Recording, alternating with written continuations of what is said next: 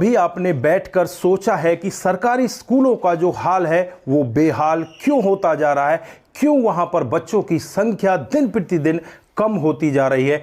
दोस्तों, इसके पीछे बहुत सारे कारण हैं और आज मैं आपको एक ऐसी ही घटना बताना चाहता हूं जहां पर सरकारी स्कूल में बच्चे पढ़ते हैं लेकिन यहां के टीचर को निलंबित कर दिया जाता है और उसे जेल के अंदर बंद कर दिया जाता है। बच्चे यहां पर पूरा हंगामा मचा देते हैं, रोड पर आ जाते हैं और यहां पर जो जिले के डीएम साहब होते हैं वो भी पहुंचते हैं, जो वहां के बीजेपी की जो यहां पर लीडर होती हैं, विधायक, वो भी वहां पर पहुंचती हैं, लेकिन बच्चे किसी की भी बात को वहां पर नहीं मानते। वो कहते हैं कि हमें वही टीचर वापस चाहिए। दोस्तों, क्या क्वालिटी थी उन सरकारी टीचर की? अगर आप लोग भी पूरे मामले को डिटेल से जानना चाहते हैं तो वीडियो को जरा सा भी स्किप ना करें, लास्ट तक वीडियो को जरूर देखिएगा। आगे बढ़ने से पहले हमारी वही रिक्वेस्ट कि जो हमारे चैनल के साथ नए हैं कृपया करके चैनल को फॉलो कर लें, बेल आइकन को जरूर प्रेस करें। नमस्कार, जय हिंद। आप देख रहे हैं APH न्यूज राहुल रावत के साथ। दोस्तों, आज की जो हकीकत की घटना आप लोगों को बताने जा रहा हूं, उत्तर प्रदेश में सीतापुर के अंदर एक स्कूल पड़ता है, प्राथमिक विद्यालय नदमा स्कूल। दोस्तों, यहीं के हेडमास्टर होते हैं जिनका नाम विजेंद्र वर्मा होता है। उनके एक सहायक टीचर होते हैं जिनका नाम संतोष वर्मा होता है। एक सहायिका टीचर भी होती है जो महिला टीचर होती है जिनका नाम अवंतिका गुप्ता होता है। दोस्तों, जो यहाँ पर अवंतिका गुप्ता होती है वो ज़्यादातर छुट्टियों पर ही रहा करती, स्कूल नहीं आती और वो यहाँ पर जब स्कूल में आती तो अपने ही फैशन पर ज़्यादा ध्यान दिया करती, ना तो बच्चों को ज़्यादा पढ़ाया करती। कभी तो इंस्टा पर रील बनाकर डाल दिया करती तो कभी यहाँ पर वो बैठकर अपने फैशन को आगे बढ़ाने लगती। बच्चे भी उससे परेशान होते हैं। दोस्तों, वो 2 महीने की छुट्टी लेकर जाती है लेकिन 5 महीनों तक वो स्कूल ही नहीं आती। यानी कि 2 महीने की तो छुट्टी लेकर गई थी, 3 महीने खुद से ही वो छुट्टी ले लेती है, 5 महीने तक वो स्कूल ही नहीं पहुंच पाती। दोस्तों, यहाँ पर 23 सितंबर 2025 को स्कूल के हेडमास्टर के पास एक नोटिस आता है और नोटिस में उसे यही कहा जाता है कि आप यहाँ पर क्या क्या खर्चा करते हो वो सारा ब्यौरा यहाँ पर आपको दिखाना होगा। दोस्तों, 5 साल का इनसे रिकॉर्ड मांगा जाता है। 5 साल का रिकॉर्ड बड़े आराम से दिखा देते हैं, पूरे साफ तरह से इनका रिकॉर्ड होता है, कोई दिक्कत इनके रिकॉर्ड में होती नहीं। उसके बाद 10 साल का हिसाब इनसे मांग लिया जाता है। ये 10 साल का हिसाब भी बड़े आराम से दिखा देते हैं क्योंकि ये बहुत ही ईमानदार होते हैं। यहाँ पर जब बच्चों से बातचीत की जाती है तो वो यही कहते हैं कि जो विजेंद्र वर्मा है वो बहुत ही अच्छे टीचर है, प्राइवेट स्कूलों में भी ऐसे टीचर नहीं होते जैसे वो टीचर हमारे सरकारी स्कूल में हैं। तो अब यहाँ पर विजेंद्र वर्मा को बार बार BSA ऑफिस में जाकर ये सारे डॉक्यूमेंट्स दिखाने होते हैं और BSA के जो अधिकारी होते हैं अखिलेश प्रताप सिंह, जिनकी उम्र लगभग 35 साल होती है, अब यहाँ पर जो विजेंद्र वर्मा होते हैं उनसे बार बार ऐसे ही उल्टे सीधे सवाल करने लगते हैं और कहने लगते हैं कि तुम यहाँ पर जो तुम्हारी सहायिका टीचर है अवंतिका गुप्ता, उसके साथ में गलत व्यवहार करते हो, तुम उसके साथ में अच्छे से नहीं चल पाते। दोस्तों, यहाँ पर उससे ये भी कहा जाता है कि तुम्हें उसे तनख्वाह देनी होगी चाहे वो आए या ना आए। लेकिन यहाँ पर विजेंद्र वर्मा यही कहते हैं कि गांव में बच्चे हैं, पढ़ने के लिए आते हैं, अगर वहाँ पर टीचर नहीं होंगी तो उसको तनख्वाह का क्या मतलब है? अगर आप लोग ऐसे ही तनख्वाह देना चाहते हैं तो यहीं से आप हाजिरी बनाकर दे दिया करना, मुझे बीच में इन्वॉल्व क्यों करते हो? अगर मुझे इन्वॉल्व करना है तो मैं तो काम कराकर ही पैसे दूंगा, बिना काम के मैं पैसे नहीं देना चाहता। दोस्तों, यहाँ पर जो अखिलेश प्रताप सिंह होते हैं वो बहुत ज़्यादा गुस्से में हो जाते हैं और गुस्से में होकर उल्टी सीधी बातें करने लगते हैं। 23 सितंबर 2025 का वाकया होता है जब अखिलेश प्रताप सिंह अपनी चेयर पर बैठे होते हैं, इधर विजेंद्र वर्मा दूसरी साइड में बैठे होते हैं, वो अपने डॉक्यूमेंट दिखा रहे थे। लेकिन यहाँ पर अखिलेश प्रताप सिंह उन्हें उत्तेजित करने लगते हैं और उन्हें बुरा भला कहने लगते हैं, तुम उस मैडम के साथ में बहुत गलत कर रहे हो, तुमने उसके साथ में और भी छेड़छाड़ भी की है, इस सब का मामला भी तुम्हारे खिलाफ दर्ज होगा। दोस्तों, विजेंद्र वर्मा को यहाँ पर गुस्सा आ जाता है और वो खड़े होते हैं, खड़े होकर अपनी बेल्ट निकालते हैं और बेल्ट निकाल कर यहाँ पर अखिलेश प्रताप सिंह के ऊपर ताबड़तोड़ बेल्ट से वार करने लगते हैं। ये वीडियो 30 सेकंड के लगभग सोशल मीडिया पर वायरल हो रहा होता है। दोस्तों उसके बाद यहाँ पर क्या होता है वो वीडियो बिल्कुल भी वायरल नहीं है। कहाँ है वो वीडियो किसी को नहीं पता। और यहाँ पर जो विजेंद्र वर्मा का वीडियो है वो सोशल मीडिया में आग की तरह फैलने लगता है कि विजेंद्र वर्मा ने अपने बड़े अधिकारी जो बीएससी ऑफिसर है अखिलेश प्रताप सिंह, उनके ऊपर बेल्ट से वार किया है। किसी को ये यहाँ पूछने का मौका ही नहीं मिल रहा है कि उन्होंने वार क्यों किया, बस वो तो यहाँ पर थे कि बड़े अधिकारी के ऊपर वार हो गया।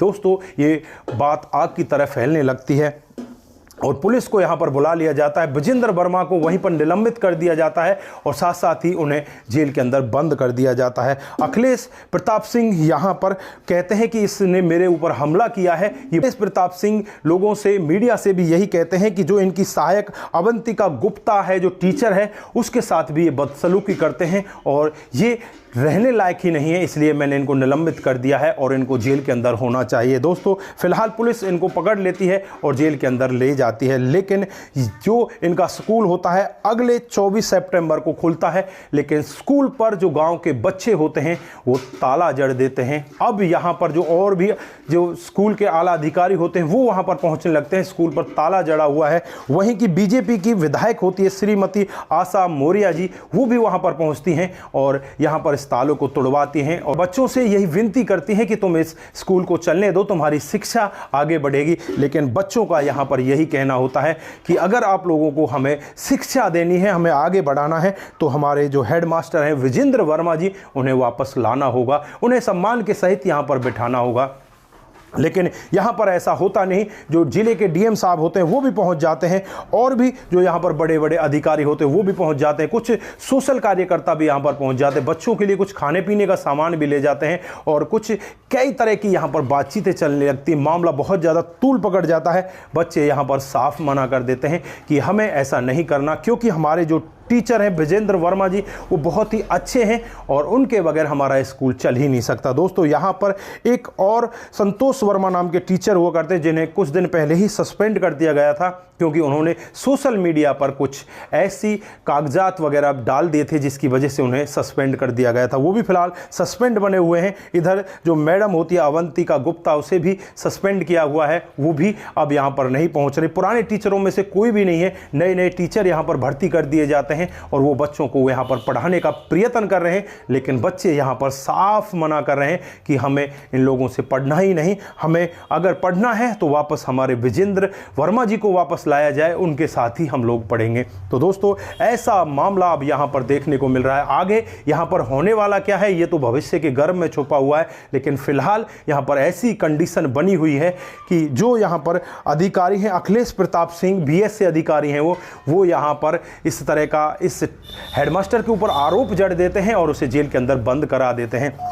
हालांकि जब यहाँ पर विजेंद्र वर्मा को पुलिस पकड़कर ले जा रही थी तो उनके फोटोग्राफ्स में साफ देखा जाता है कि उनके चेहरे पर भी कुछ ऐसे निशान थे जैसे कि उनको भी बहुत ज़्यादा वहाँ पर पीटा गया है। दोस्तों अब यहाँ पर आगे होने वाला क्या है ये तो आगे जनता फैसला करेगी या सरकार फैसला करेगी, क्योंकि जनता के सामने भी कई बार सरकार झुक जाया करती है। दोस्तों अब यहाँ पर देखने वाली बात होगी कि क्या यहाँ पर विजेंद्र वर्मा वापस टीचर बनकर आते हैं या उन्हें निलंबित ही रहने दिया जाता है, वो जेल के अंदर ही रहेंगे। ये तो भविष्य के गर्भ में छुपा हुआ है। फिलहाल यहाँ पर बच्चे बिल्कुल उनके साथ खड़े दिखाई दे रहे हैं और बच्चे यहाँ पर यही कह रहे हैं कि अगर पढ़ाई दोबारा यहाँ पर स्टार्ट होगी तो विजेंद्र वर्मा ही करेंगे। तो दोस्तों आप लोग क्या कहना चाहते हैं? सरकारी स्कूलों की जो हालत है वैसे ही बहुत ज़्यादा ख़राब है। सरकारी स्कूल में कोई भी बच्चा पढ़ने के लिए राज़ी नहीं होता। जिन बच्चे के माँ बाप खुद सरकारी टीचर हैं, वो सरकारी टीचर तो हैं लेकिन अपने बच्चों को कभी भी सरकारी स्कूल में एडमिशन नहीं दिलाते, खुद वो प्राइवेट स्कूलों में पढ़ाते हैं, क्योंकि उन्हें पता है कि सरकारी स्कूल के अंदर जो यहाँ पर गलत काम हो रहे हैं, क्योंकि जो टीचर हैं वो खुद पढ़ाने का काम नहीं करते, ज़्यादातर फ्री के पैसे लेने का काम करते हैं। यहाँ पर ये मैडम भी स्कूल के टाइम के बाद वहाँ पर पहुँचती और स्कूल के टाइम होने से पहले ही वापस चली जाया करती। बस ये तो अपने मेकअप में लगी रहती, फ्री का पैसा उसको चाहिए था।